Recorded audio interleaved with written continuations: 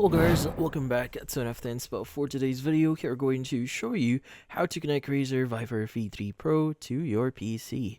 So if you're interested, let's get started. So if you're looking for a way to basically connect your Razer Viper V3 Pro here to your PC, well, this one is pretty easy. Now we could actually refer to the online support page here directly from Razer themselves. So by the way, this is the mysupport.razer.com webpage. Now, this page actually discusses how we can pair our wireless mouse or our mouse into our PC. Now, there's actually two ways here, but for the Razer Viper V3 Pro, it's best to use the dongle for it, because currently I think this is the only available option for you if you want to use it.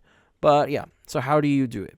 So first thing you want to do is you want to familiarize yourself with what you currently have. So usually, your mouse should came with a cord that you use, so that includes a USB Type A male type a plug here, and you also have the Type C one. So what you need to do is you want to get that, and you want to get your dongle that was included with your mouse, and you just want to connect it to the USB-C section, and on the other end to the USB-A plug on your PC.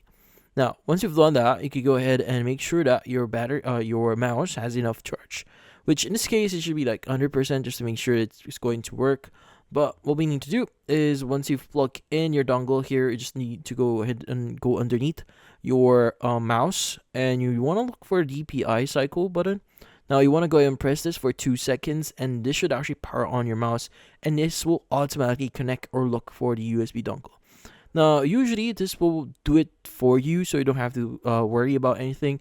But just in case this doesn't work, you could go ahead and switch over to a different USB Type A port. So maybe plug it on a faster one, try a different one just in case it doesn't work, and also just make sure it's not too far from where you connected it, just to make sure it's not the distance that you're having problem with. But in this case, that's about it. Hopefully this video was able to help you. Like and subscribe to NFT Inspo. Thank you for watching.